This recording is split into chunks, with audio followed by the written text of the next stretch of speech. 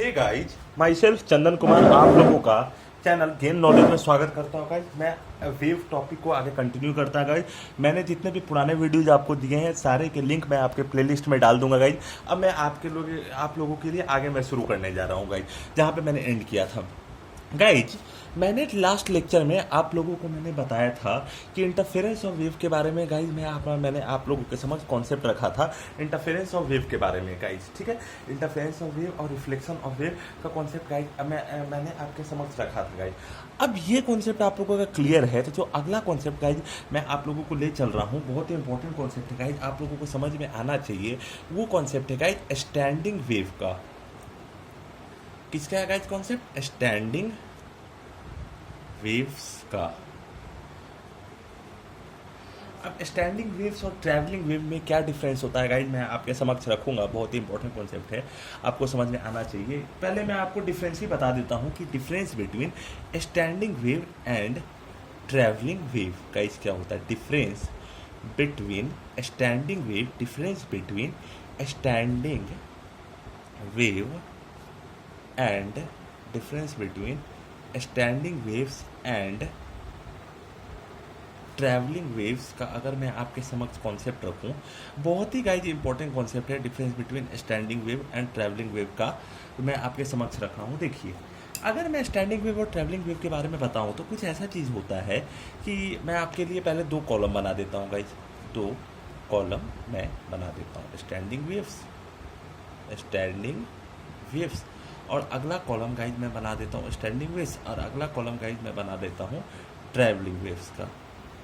Standing waves और travelling waves का मैं कॉन्सेप्ट के लिए आपके समक्ष मैं बता देता हूँ। स्टैंडिंग वेव और ट्रैवलिंग वेव का कॉन्सेप्ट मैं आपके समक्ष बता देता हूँ। ठीक है, देखिए, अब स्टैंडिंग वेव्स और ट्रैवलिंग वेव का कॉन्सेप्ट गाइज मैं आपके समक्ष रखूँ तो कुछ इस तरीके से गाइज कॉन्सेप्ट है स्टैंडिंग वेव और ट्रैवलिंग वेव का कि स्टैंडिंग वेव में क्या होता है गाइज कि जितने पार्टिकल, देखिए अगर मान लीजिए अगर आपने ये फिक्स्ड इंड माना गाइज, मान लेते हैं फिक्स्ड इंड। अब इसमें क्या होता है कि जैसे मान लेते हैं ये गाइज अगर ये वेव है, ठीक है, ये वेव जनरेट हुआ, एक यहाँ पे भी वेव जनरेट हुआ, यहाँ पे भी वेव जनरेट हुआ। क्या होगा कि जब भी अगर मैं दो ऐसे वेव का सुपर इम्पोज करूँ तो ऐसे वेव का गाइज मैं क्या कर रहा हूँ, मैं ये कर रहा हूँ कि जब भी मैं दो ऐसे वेव्स का सुपर इम्पोज अगर मैं करूं, दो ऐसे वेव्स का सुपर इम्पोज मैं करूं जिसमें अगर मैं मान लेता हूं जिसका एम्पलीट्यूड और फ्रीक्वेंसी सेम हो, जिसका एम्पलीट्यूड और फ्रीक्वेंसी, दो ऐसे वेव का मैं सुपर इम्पोज करूं जिसका एम्पलीट्यूड और फ्रीक्वेंसी सेम हो। ठीक है, दो ऐसे वेव का मैं सुपर इम्पोज करूं जिसका एम्पलीट्यूड और फ्रीक्वेंसी सेम हो, जिसमें मैं एक को मैं मान लेता हूँ y1 और दूसरों को मैं मान लेता हूँ y2। y1 इक्वल्स टू मैं मान लेता हूँ f1t minus x upon v. ठीक है गाइज, मैं मान लेता हूँ f1t minus x upon v. ठीक है, और इसका गाइज अगर मैं मान लूँ f1t minus x upon we और इसका गाइज मैं y2 का मैं मान लूँ f2t minus x upon t plus x upon v. ठीक है, अब ये एक्स अपॉन वी क्यों आया? क्योंकि v वेलोसिटी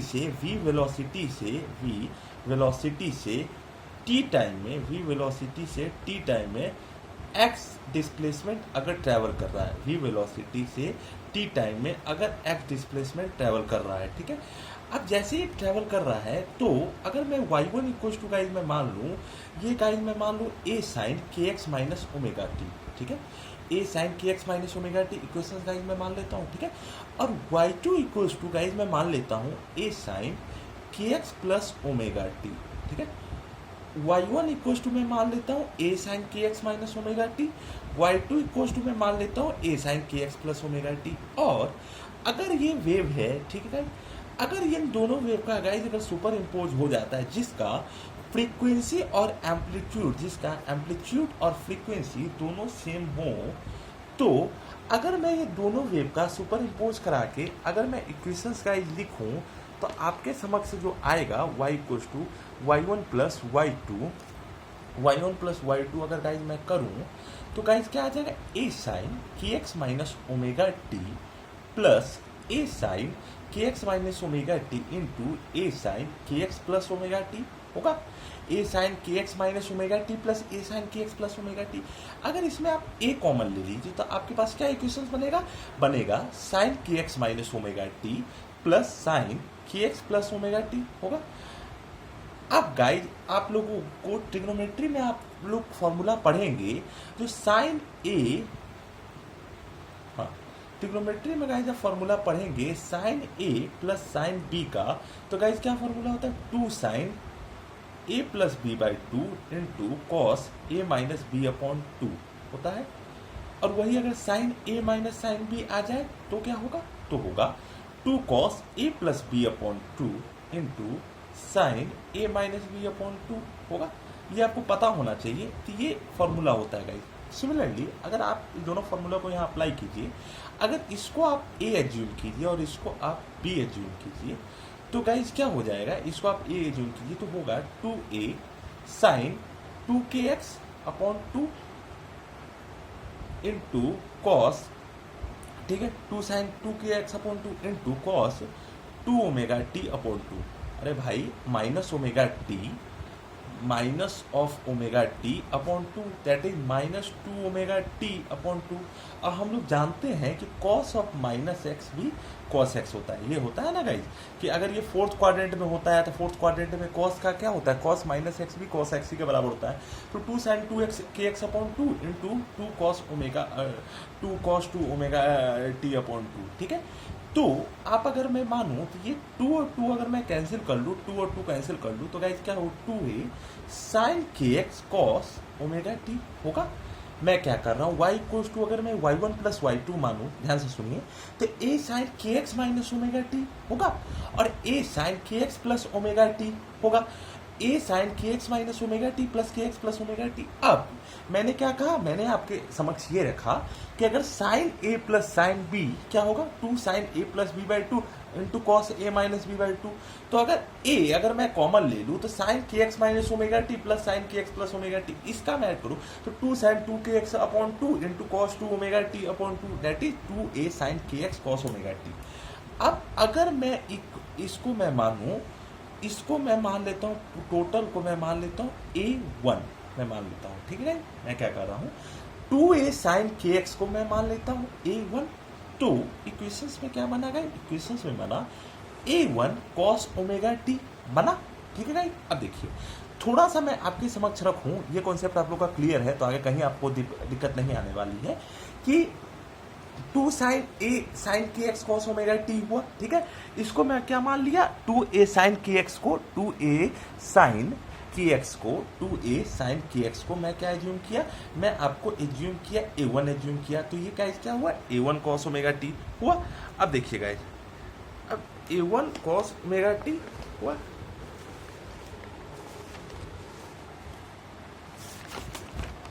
तो जब ये कॉन्सेप्ट आप लोगों का क्लियर है गाइस, तो मैं अगले कॉन्सेप्ट की तरफ आप लोगों को ले चलूं। बहुत ही इंपॉर्टेंट कॉन्सेप्ट है, जरा सुनिएगा कि मैं क्या बोला, मैं ये बोला कि आप लोगों को दिख रहा है गाइस, देखिए एक सेकंड, हाँ देखिए टू ए, हाँ सुनिए guys, to A sine k x cos omega T हुआ। इसको मैं a1 माना तो a1 कॉस ओमेगा टी। तो जब a1 कॉस ओमेगा टी, इसका मतलब क्या हुआ गाइस कि अगर मैंने दो वेव को, अगर मैं यहाँ पे अगर गाइस फिक्स्ड इन मैं मानूं, अगर मैं फिक्स्ड इन मानूं और अगर दो वेव जिसका सेम फ्रीक्वेंसी हो और एम्पलीट्यूड हो, दो वेव जिसका सेम फ्रीक्वेंसी, दो वेव जिसका सेम फ्रीक्वेंसी हो और दो वेव जिसका सेम फ्रीक्वेंसी हो और एम्पलीट्यूड अगर हो, दो वेव जिसका सेम फ्रीक्वेंसी और एम्पलीट्यूड हो, तो वैसे सिचुएशंस में गाइस क्या होगा, ऐसे सिचुएशंस में two A sine k x cos omega t, two A sine k x को मैं a1 मानूं तो a1 कॉस ओमेगा टी बना। तो दो वेव अगर मैं उसका सेम फ्रीक्वेंसी और एम्पलीट्यूड अगर गाइस मैं मानूं तो वैसे सिचुएशंस में क्या होगा, दो वेव ये क्या करेगा, ये पार्टिकल, हर पार्टिकल क्या परफॉर्म कर रहा है, एसएचएम परफॉर्म कर रहा है। हर पार्टिकल स्टैंडिंग वेव में हर पार्टिकल स्टैंडिंग वेव में क्या परफॉर्म कर रहा है? हर पार्टिकल स्टैंडिंग वेव में क्या परफॉर्म कर रहा है? वेव में हर पार्टिकल स्टैंडिंग वेव में क्या परफॉर्म कर रहा है? वेव में SHM परफॉर्म कर रहा है, जिसका परफॉर्म कर रहा हर पार्टिकल स्टैंडिंग वेव में क्या परफॉर्म कर रहा है? SHM परफॉर्म कर रहा है, जिसका एम्पलीट्यूड 2a sin kx है, और 2a sin kx है, और ओमेगा क्या है इसका? ओमेगा इसका एंगुलर फ्रीक्वेंसी है। ठीक है, अब थोड़ा सा मैं इसको और खोलता हूं। देखिए 2a sin kx cos omega t हुआ। ठीक है, अब गाइज अगर मैं 2a sin kx को अगर मैं थोड़ा सा लिखूं तो इसको गाइज मैं क्या लिख सकता हूं? y क्या है गाइज? y ये रिजल्टेंट है। ठीक है, y रिजल्टेंट का आपके समक्ष मैं इक्वेशन लिखा हूं 2a sin kx cos omega t का। तो k जो है एंगुलर वेव नंबर है, मैंने आपको लास्ट लेक्चर में ये बताया था, मैं डिस्क्रिप्शन बॉक्स में लिंक दे दूंगा, आप उसमें देख सकते हैं। गाइज पढ़ाई हमेशा आप डिस्क्रिप्शन बॉक्स के प्लेलिस्ट से किया कीजिए, क्योंकि हर वीडियोज में पुराने वीडियोज के कॉन्सेप्ट लगते हैं। 2a sin kx cos omega t, तो 2a sin k का वैल्यू गाइज क्या होता है? 2 pi by lambda into x. ठीक है, 2 pi by lambda into x. तो cos omega t 2 pi by lambda into 2 pi by lambda cos omega t। अब देखिए आपने पढ़ा होगा साइन kx इक्वल्स टू 0 होता है, साइन 0 डिग्री ये होता है गाइज, ये होता है kx इक्वल्स टू क्या हो? n पाई के बराबर हो। kx equals to guys n pi के बराबर हो। अब k का वैल्यू आप अगर रखते हैं 2 पाई बाई लैम्डा जो कि होता है into x equals to guys क्या हो जाएगा? n पाई होगा। ठीक है, तो यहां से गाइज क्या होगा? ये कटा तो x का वैल्यू आपके समक्ष क्या रहा? l लैम्डा बाई 2 होगा।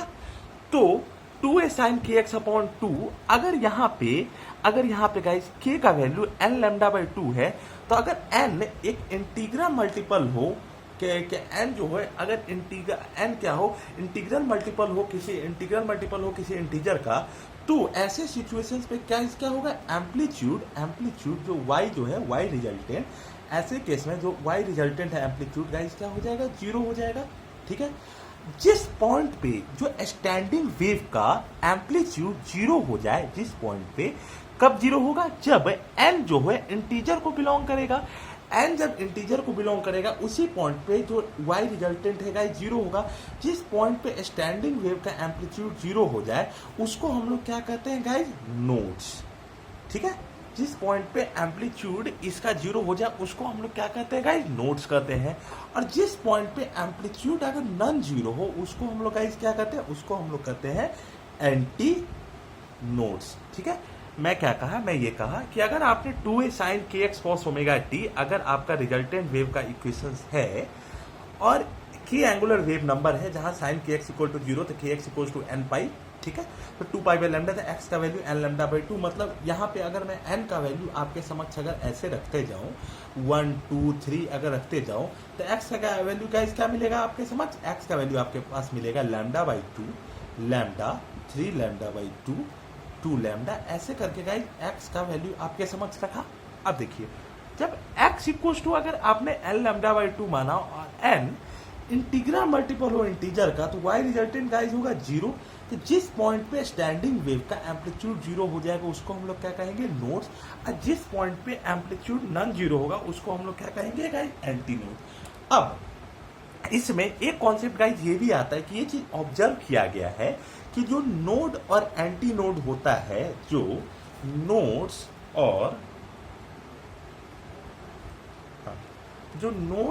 एंटी नोड्स होता है, जो नोड्स और एंटी नोड्स होता है, वो सक्सेसिव जो नोड्स और एंटी नोड्स होता है वह सक्सेसिव डिफरेंस के बाद ही जो नोड्स और एंटी नोड्स होता है वो सक्सेसिव डिफरेंस के जो नोड्स और एंटी नोड्स होता है वो सक्सेसिव डिफरेंस के बाद ही मिलता, जो नोड्स और एंटी नोड्स होता है वो सक्सेसिव डिफरेंस के बाद ही मिलता है। ठीक है, तो एन इक्वल्स टू 1 2 3 हुआ, lambda by 2, lambda 3 lambda by 2, 2 lambda ऐसे हुआ। X equals to n lambda by 2, तो y equals to 2a sine k x cos omega t, ठीक है, 2 पाई बाई लैम्डा, तो k x equals to n pi, k equals to 2 pi by lambda x into n pi, तो x equals to n lambda by. जो nodes और anti notes वहाँ पे क्या होता है, एक सक्सेसिव डिफरेंस के बाद ही मिलता है। नोट्स क्या होते हैं गाइस, नोट्स वह पॉइंट होते हैं standard, the points on the standing waves, the points on the notes क्या होते हैं गाइस, नोट्स होते हैं guys the points on the standing waves, the points on the standing waves at which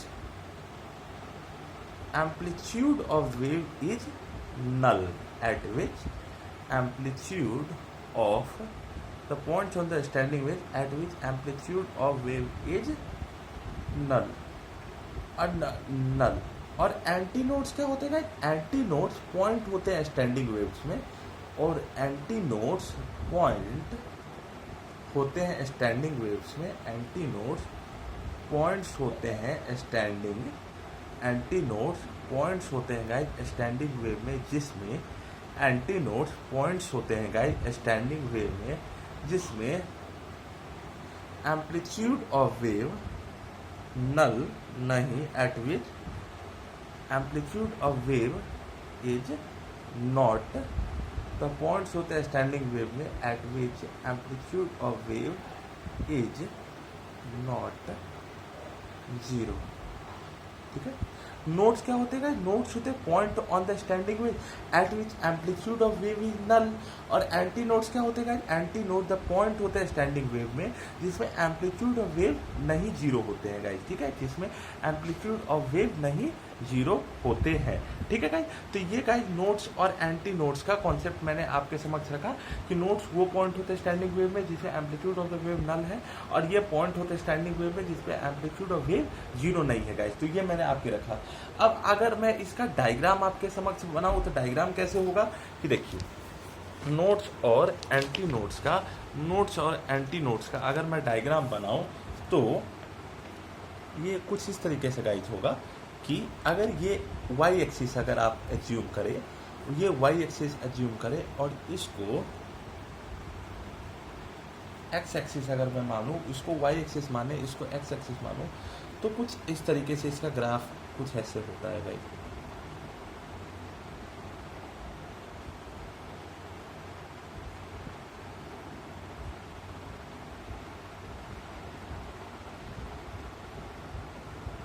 ठीक है। क्या मैंने कहा, अगर आपने ग्राफ बनाया, ग्राफ किसका बनाया, ग्राफ अगर आपने बनाया, ग्राफ अगर मैंने बनाया स्टैंडिंग वेव्स का, अगर ग्राफ मैंने बनाया स्टैंडिंग वेव का, तो ग्राफ अगर मैं बनाया स्टैंडिंग वेव का, तो देखिए ये कुछ पॉइंट्स गाइस आपके मिल रहे हैं, ये पॉइंट हुए, ये पॉइंट हुए, ये पॉइंट हुए, ये पॉइंट हुए, तो कुछ पॉइंट्स गाइस आपको मिल रहे हैं जहाँ पे जो डिस्प्लेसमेंट हुआ पार्टिकल का वो गाइस नल हुआ था। इसी पॉइंट्स को क्या कहा मैंने, नोड्स। नोड्स गाइस मैं किसको कर रहा, नोट कर रहा हूँ मैं इस पॉइंट को, अगर मैं ए मानूँ, A, point B, point C, point D, point E, ठीक है, तो ये पॉइंट जहाँ पे इसका डिस्प्लेसमेंट क्या हो, नल हो, उसको हम लोग point A, point B, point C, point D, उसको गाइस क्या मानूँ, नोड्स मानूँ, ठीक है। और इसको अगर गाइस मैं एफ मानूँ, और जो पॉइंट जहाँ पे नोड इसका मैक्सिमम हो, देखिए यहाँ पे एक मैक्सिमम गाइस मिल रहा है, यहाँ पे मिल रहा है, यहाँ पे गाइस मिल रहा है, यहाँ पे गाइस नोड का क्या मिल रहा है, मैक्सिमम मिल रहा है, यहाँ पे मिल रहा है नोड, यहाँ पे मैक्सिमम, यहाँ पे मैक्सिमम, यहाँ पे मैक्सिमम, यहाँ पे मैक्सिमम, यहाँ पे मैक्सिमम, ये सारे पे इसके क्या है, मैक्सिमम मिल रहे हैं, तो उस पॉइंट्स को मैं क्या बोलूँगा, उस पॉइंट्स को गाइस मैं बोलूँगा एंटी नोड्स, ठीक है। अब एंटी नोड्स को आपको लिखना होगा तो आप कैसे लिखिएगा, इसको गाइड मैं मान लेता हूँ 0.1, ठीक है, इसको गाइड मैं मान लेता हूँ 0.2, इसको मैं मान लेता हूँ 0.3, इसको गाइड मैं मान लेता हूँ 0.4, इसको गाइड मैं मान लेता हूँ 0.5, तो 0.1, 0.2, 0.3, 0.4, 0.5, इस सारे पॉइंट्स को गाइड मैं मान लेता हूँ एंटी नोड्स, और जिस पॉइंट पे इसका फिक्स्ड होता है डिस्प्लेसमेंट, उस पॉइंट्स को गाइस मैं क्या मान लेता हूँ, नोड्स मान लेता हूँ। तो आपके समक्ष मैंने रखा कि ग्राफ मैंने स्टैंडिंग वेव का बनाया और इसमें मैंने शो किया कि एंटी नोड्स का इसको शो कहते हैं और नोड्स किसको कहते हैं। नोड्स वैसे पॉइंट्स को कहते हैं जहाँ पे डिस्प्लेसमेंट क्या होता है गाइस, जीरो होता है, और ऐसे पॉइंट जहाँ पे इसका डिस्प्लेसमेंट गाइस जीरो नहीं होता है उसको हम लोग क्या कहते हैं गाइस, एंटी नोड। तो नोड्स को मैंने आपके समक्ष रखा, एंटी नोड्स को आपके समक्ष रखा। अब देखिए ये बात समझ में आ गया। तो अगर मैं डिफरेंस पे आऊँ, मैं कागज़ बर्बाद नहीं करता हूँ, मैं उसी पेज पे गाइस दोबारा आता हूँ जहाँ पे मैंने आप लोगों को छोड़ा था कि जहाँ पे मैंने आप लोगों को छोड़ा था कि नोट्स और एंटी नोट्स में देखिए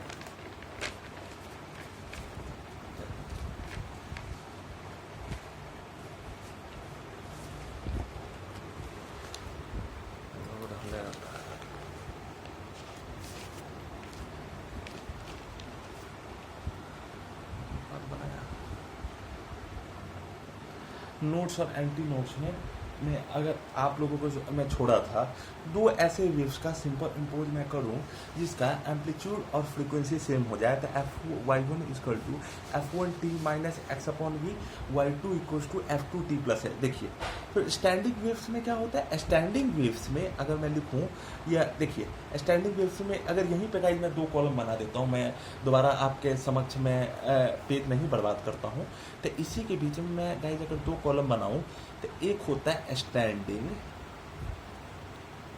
waves,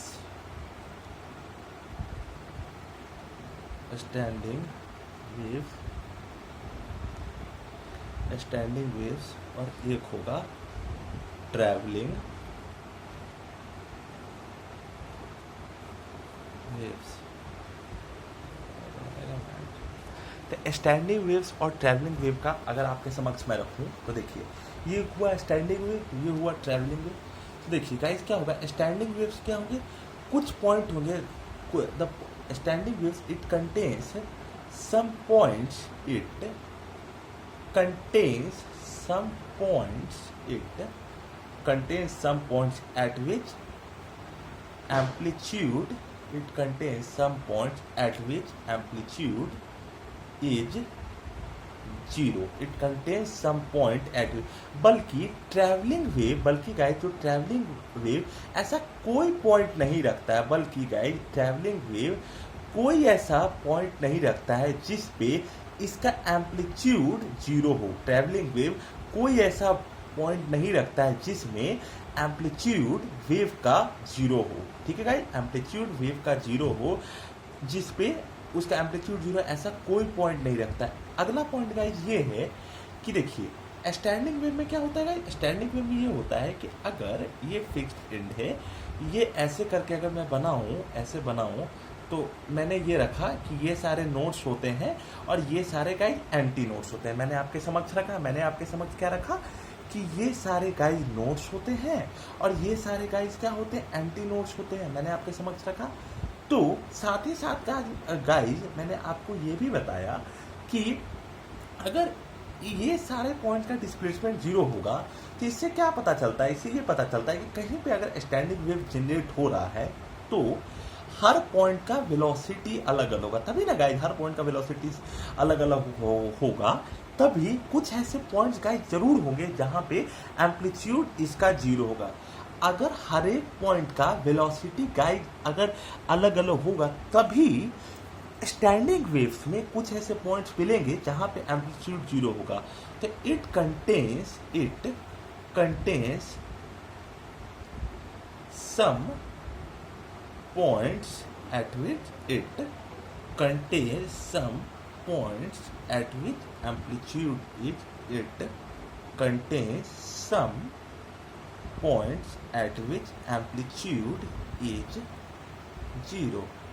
It contains some points at which amplitude is zero. और यहाँ पे गाइस क्या होगा, it doesn't contains any point, it doesn't contains any point, it doesn't contains any points at which its amplitude is zero. It doesn't contains any point at which its amplitude, it doesn't contains any point at which its amplitude is 0। तो मैंने आपके समक्ष रखा guys, it contains some points at which amplitude is 0 और it doesn't contains any point on which its amplitude is 0। तो guys ये मैंने आपके समक्ष मैंने कॉन्सेप्ट रखा स्टैंडिंग वेव का और ट्रैवलिंग वेव का, ठीक है।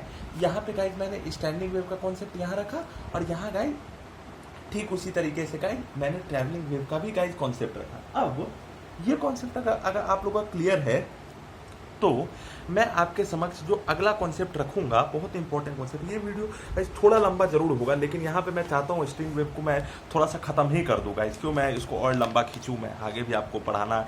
उसके बाद गाइस ये टॉपिक अगर कवर होगा ना तो मैं आप लोगों को कुछ अच्छे प्रॉब्लम्स भी इसमें वेव में दिखाऊंगा, मैं लाऊंगा, उस पर भी मैं 4-5 वीडियो लाऊंगा। काफ़ी मेरे फिजिक्स में मान के चलिए सिर्फ 11th में आपके 120 से ज़्यादा वीडियोज़ मेरे लाने के टारगेट है, सिर्फ 120 से ज़्यादा वीडियोज़ मेरे सिर्फ फिजिक्स में होंगे गाइस।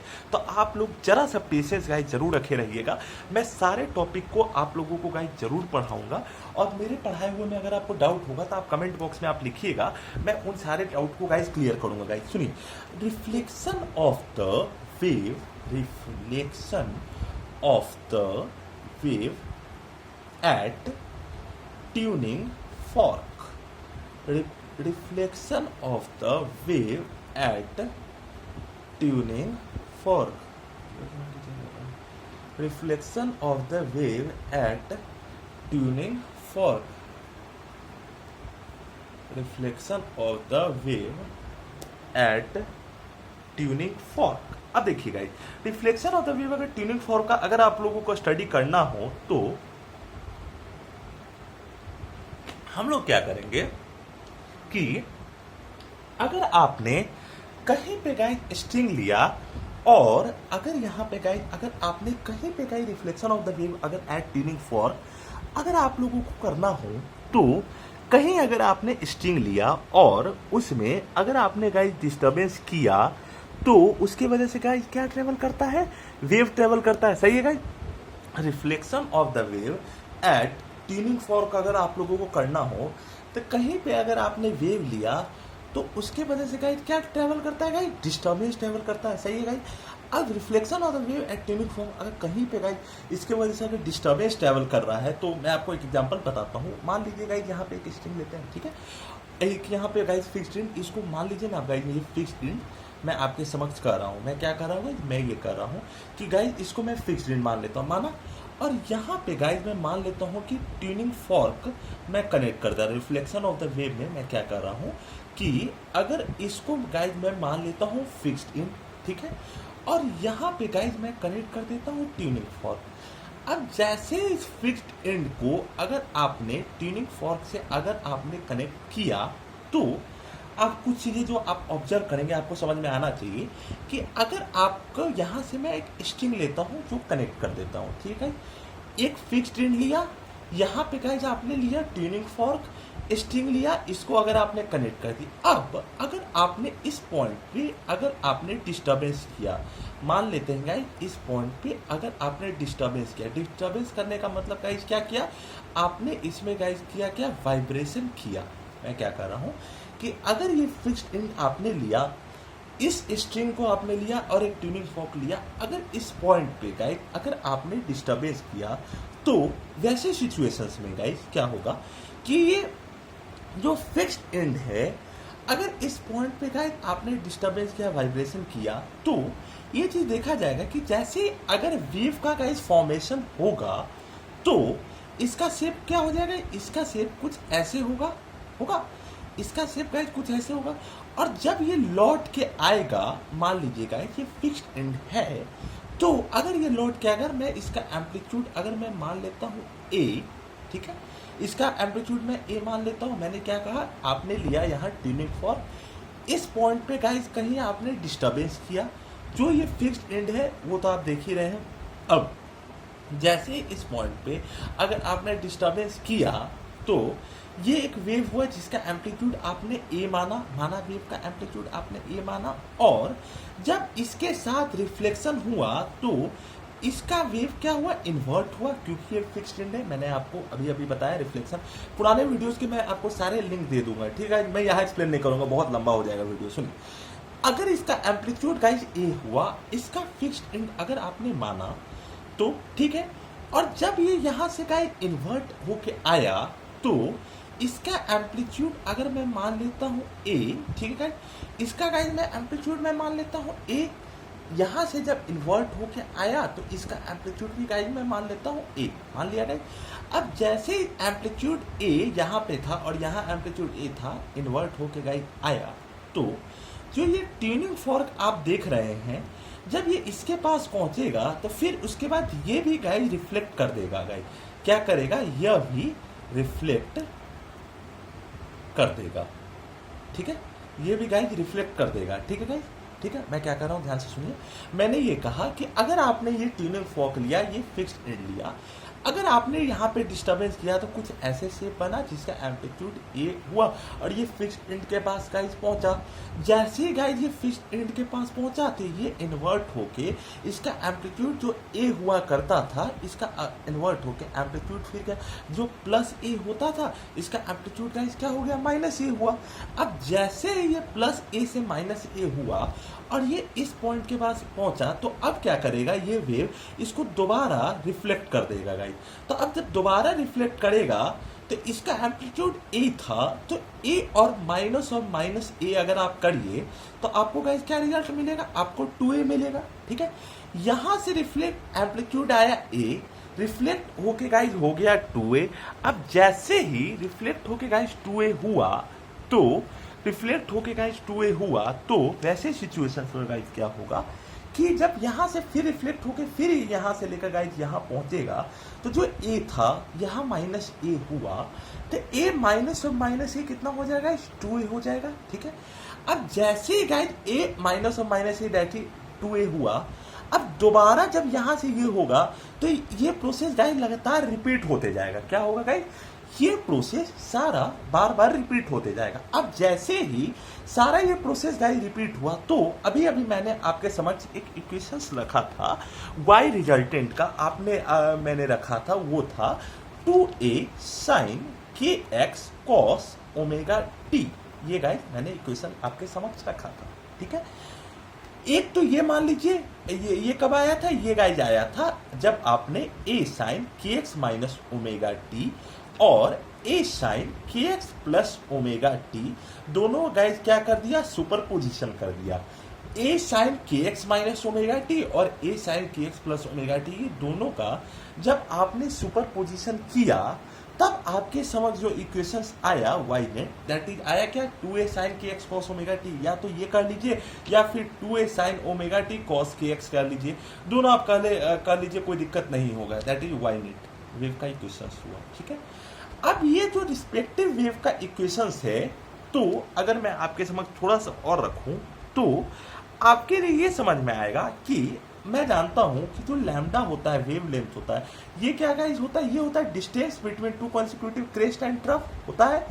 ये मैं आपको पुराने वीडियोज में बता चुका हूं, आप प्लीज उस वीडियो को गाइस जरूर देखिएगा, यहाँ मैं बार बार एक्सप्लेन करूंगा, वीडियो लंबा हो जाएगा गाइस। सुनिए, लैम्डा क्या होता है, वेव लेंथ होता है distance between two consecutive crest and trough, ठीक है। अब मैं मान लेता हूं गाइस कि अगर वेव यहां से अगर आपने गाइस डिस्टर्बेंस किया तो डिस्टर्बेंस करने के बाद जो फिक्स्ड एंड के पास पहुंचा तो जो एम्पलीट्यूड इसका ए हुआ करता था, रिफ्लेक्ट होने के बाद इसका एम्पलीट्यूड माइनस ए हुआ, दैट इज 2a हुआ। और रिफ्लेक्ट होने के बाद क्या हुआ गाइस, रिफ्लेक्ट होने के बाद ये हुआ कि, ध्यान से सुनिएगा, मैं बहुत इंपॉर्टेंट कॉन्सेप्ट बता रहा हूँ, एम्पलीट्यूड जो ए हुआ करता था माइनस ए, रिफ्लेक्ट होके गाइस इसका एम्पलीट्यूड गाइस क्या हो गया गाइस, 2a हुआ। तो जब ये वापस यहाँ पहुंचेगा तो जो वेव लेंथ होगा, ये देखा गया, मैं मान लेता हूं कि किसका ये इंटीग्रल मल्टीपल है, मैं मान लेता हूं वेव लेंथ इंटीग्रल मल्टीपल है। इंटीग्रल मल्टीपल गाइस किसका, मैं मान लेता हूं λ/2 का इंटीग्रल मल्टीपल है, ठीक है। वेव लेंथ क्या है, इंटीग्रल मल्टीपल क्या है, λ/2 का, तो λ/2 का होगा दैट इज n λ/2 का। अब देखिए मैंने आपके समक्ष रखा 2a sin omega t cos kx है, ठीक है। अब यहाँ पे जब मैंने आपके समक्ष रखा तो आपको ये समझ में आया कि ध्यान से अगर आप देखिए 2a sin omega t cos k x. आप ये जानते होंगे एक इक्वेशन होता है cos theta equal to cos alpha हो, तो इसका जो जनरल सॉल्यूशन होता है वो होता है theta equal to 2n pi plus minus alpha होता है।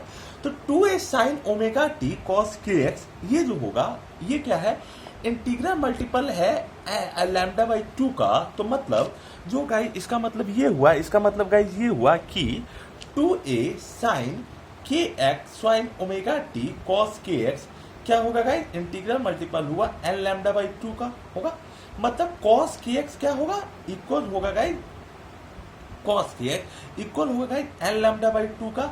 ठीक है, तो k x equal to guys अगर मैं एन लैम्डा बाई 2 अगर मैं रखूं, के एक्स इक्वल टू गाइस मैं एन लैम्डा बाई 2 रखूं, तो के इक्वल टू गाइस क्या होता है, के इक्वल टू गाइस होता है 2 pi by lambda, lambda into x equal to n lambda by 2।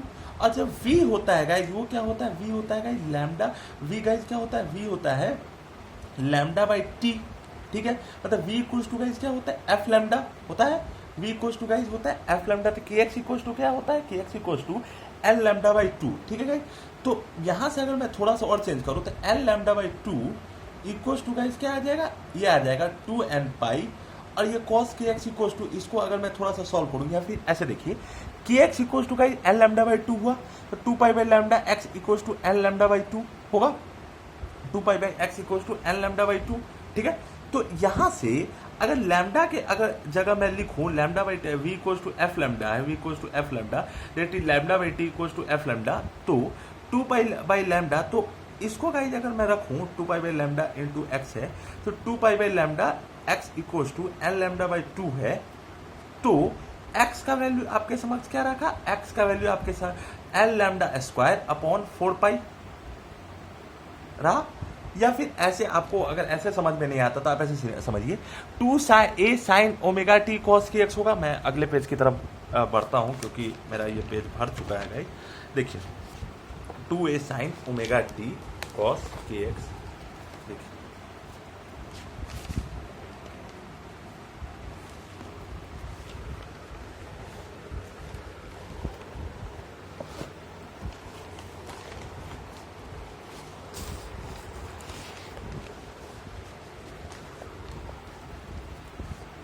हाँ देखिए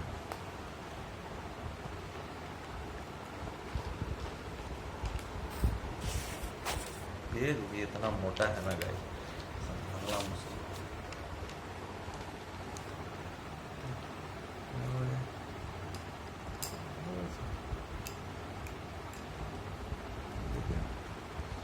to A sine omega t cos k x, ठीक है, वो इंटीग्रल मल्टीपल किसका होगा, एन लैम्डा बाई 2 का। तो ओमेगा टी अगर मैं रखूं तो ओमेगा टी क्या हो जाएगा, sine omega t equal to n lambda by 2 होगा। तो और इसके जगह मैं रखूं 2 pi f t equal to n lambda by 2। ठीक है, 2 pi by 2 pi f t equal to n lambda by 2 रखूँ। अब देखिए, अब यहाँ से अगर गाइस मैं रखूँ तो 2 pi f t that is omega t 2 sine omega t 2 sine omega t equals to क्या होगा 2 पाई एफ टी। ठीक है, अब देखिए गाइस यहाँ से अगर मैं रखूँ तो यहाँ से आपको फ्रीक्वेंसी का गाइस जो वैल्यू मिलेगा ये मिलेगा फ्रीक्वेंसी का। अगर आप इसको नीचे भेजिएगा तो आपके समझ जो फ्रीक्वेंसी का इक्वेशन आएगा दैट इज आएगा एन वी अपॉन 2L। ठीक है, frequency n we upon 2L। मैंने आप लोगों को लास्ट लेक्चर में भी बताया था, उससे पहले भी आप लोगों को मैं बता चुका हूँ जो फ्रीक्वेंसी इक्वल टू गाइस क्या आता है एन वी अपॉन 2L। ठीक है, अब अगर frequency equal to N V upon 2L, मैंने आप लोगों को लास्ट लेक्चर में बताया था कि अगर ऐसे मैं वेव अगर ले लूँ, ठीक है, इस इधर अगर टेंशन टी लग रहा है, इधर अगर टेंशन टी लग रहा है, और यहाँ एंगल गाइस मैं थीटा अगर मैं बना रहा था, थीटा अगर मैं बना रहा था, तो जो अगर यहाँ पे एंगल थीटा बना रहा था सेंटर पे भी ये एंगल थीटा ही बनाए, तो इसका एक कंपोनेंट जो इधर जो आ रहा था वो गाइस क्या था, इसका एक कंपोनेंट जो इधर जो आ रहा था वो गाइस आ रहा था कि टी साइन थीटा, और इधर भी आ रहा था टी साइन थीटा।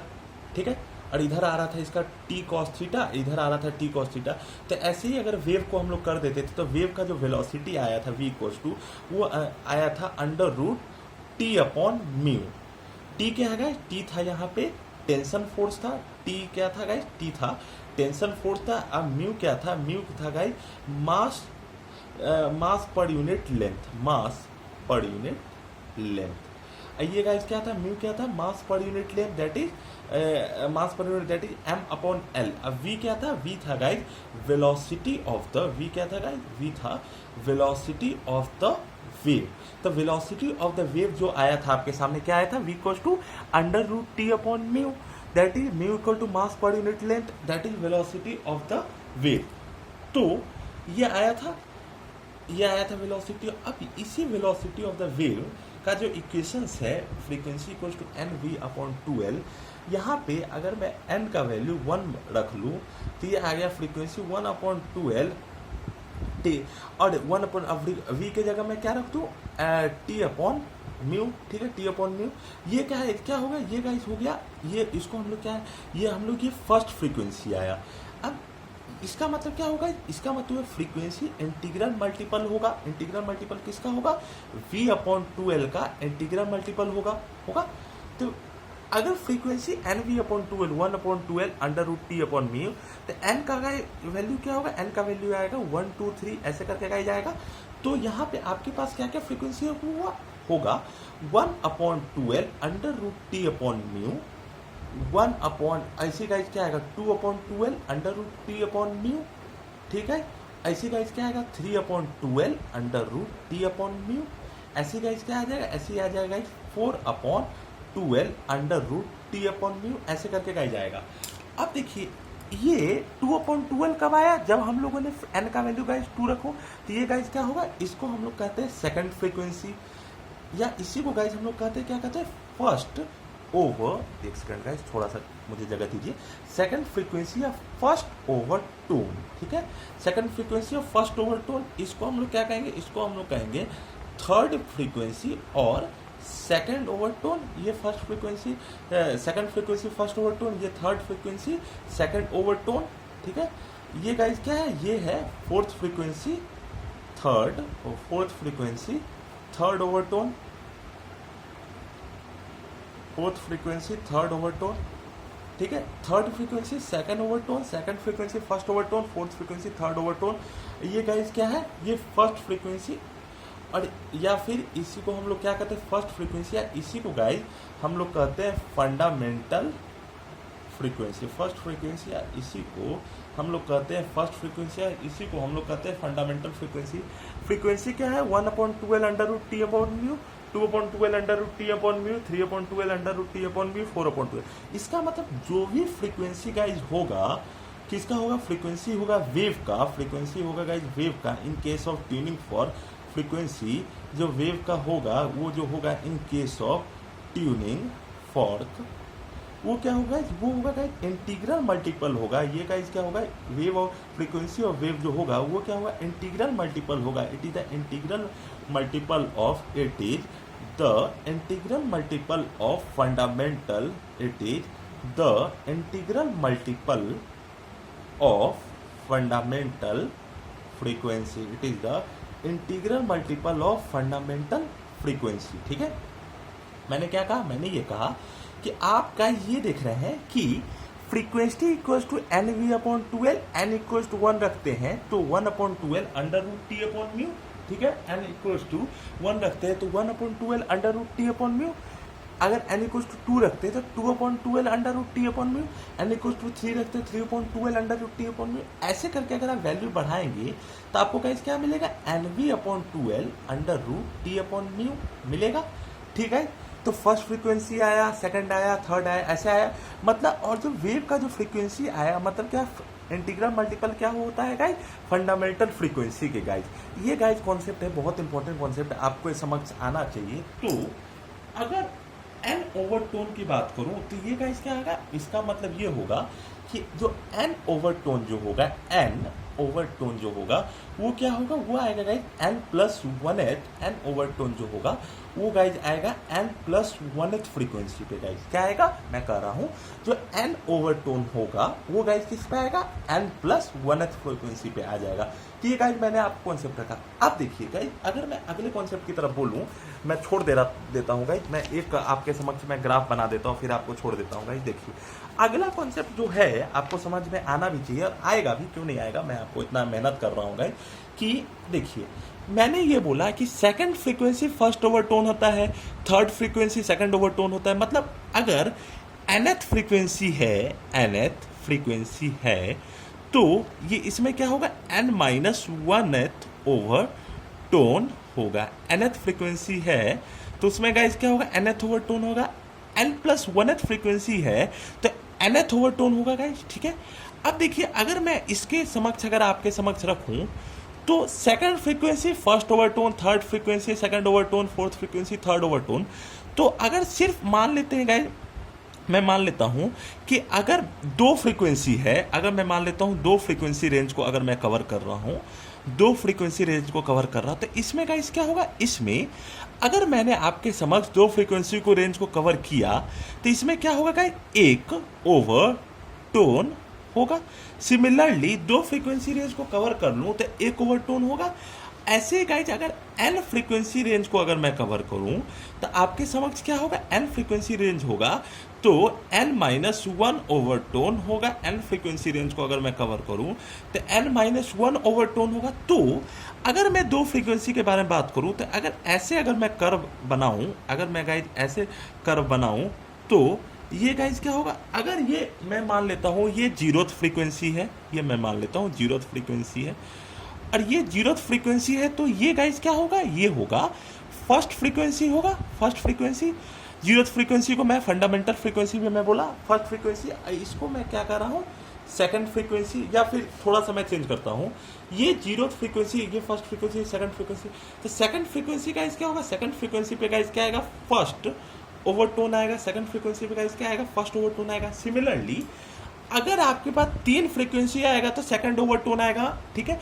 तो इसको अगर मैं यहाँ पे अगर बनाऊं तो देखिए गाइस, ये वाई एक्सिस है और ये एक्स एक्सिस है, ठीक है गाइस। ये वाई एक्सिस है और ये एक्स एक्सिस है, ठीक है। तो इसको अगर मैं ऐसे बनाऊं तो एक ऐसे होगा, एक ऐसे होगा, ठीक है, एक ऐसे होगा, एक ऐसे होगा। तो अगर मैं इसमें बनाऊं तो ये गाइस क्या होगा, ये मैं मान लेता हूँ जीरो पे अगर आपको मिल रहा है तो ये गाइस ये मैं मान लेता हूँ ये जीरोथ फ्रीक्वेंसी, ठीक है गाइस, इसको मैं मान लेता हूँ जीरोथ फ्रीक्वेंसी। और ये मैं मान लेता हूँ गाइस, ये अगर मैं मान लेता हूँ फर्स्ट फ्रीक्वेंसी पे गाइस आया होगा, ये आया होगा गाइस फर्स्ट फ्रीक्वेंसी पे आया होगा। ये किस पे आया होगा, ये आया होगा सेकंड फ्रीक्वेंसी पे। और ये गाइस किस पे आया होगा, ये आया होगा थर्ड फ्रीक्वेंसी पे। तो मैंने क्या कहा, मैंने ये कहा कि सेकंड फ्रीक्वेंसी पे आपको फर्स्ट ओवरटोन मिलेगा, ठीक है। आपको क्या मिलेगा, सेकंड फ्रीक्वेंसी पे फर्स्ट ओवरटोन मिलेगा। तो सेकंड फ्रीक्वेंसी पे अगर फर्स्ट ओवरटोन मिलेगा तो सेकंड फ्रीक्वेंसी को मैं क्या लिखता हूँ, सेकंड फ्रीक्वेंसी को गाइस मैं लिखता हूँ, सेकंड फ्रीक्वेंसी को मैं लिखता हूँ फर्स्ट ओवरटोन। और थर्ड फ्रीक्वेंसी को गाइज क्या लिखता हूँ, सेकंड फ्रीक्वेंसी को मैं फर्स्ट ओवरटोन लिखता हूँ और थर्ड फ्रीक्वेंसी को गाइज मैं क्या लिखता हूँ, सेकंड ओवरटोन। तो फ्रीक्वेंसी का, क्योंकि फ्रीक्वेंसी का गाइज फॉर्मूला क्या होता है, फ्रीक्वेंसी का फॉर्मूला होता है NV/2L, that is 1/2L under root T upon mu. और ऐसे करके गाइज कंटिन्यू होते चला जाएगा गाइज, ठीक है।